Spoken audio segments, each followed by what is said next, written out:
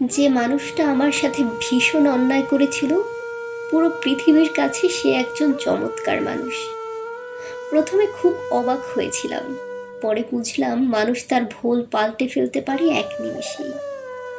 মহাকালের মঞ্চে ওই মানুষটা যখন ভালোবাসার অ্যাওয়ার্ড হাতে নিয়ে বিজয়ের হাসি হাসছিল, আমার ভেতরটা তখন নিশ্চিম পরাজয়ে কুঁকড়ে যায়। আমি চিৎকার করে বলতে নেই মানুষটা ভালো না। পৃথিবীর হাততালির শব্দে আমার চিৎকারটা স্তব্ধ হয়ে যায়। আমি জানলাম পৃথিবীটা একটা পপুলারিটি কন্টেস্ট। এখানে ভীষণ অন্যায় করেও হাততালি পাওয়া যায়, প্রচণ্ড ভালো হয়েও নরকের খাতায় নাম লেখাতে হয়। আমি জানলাম মানুষ কেন অভিনয় করে, কেন মুখোশ পরে থাকে, কেন এক মুহূর্তের জন্য নিজের সত্যিকারের সত্তাকে সামনে আনে না। আমি জানলাম নশ্বর এই পৃথিবীতে টিকে থাকার জন্য মানুষ সব কিছু করতে পারে, সব।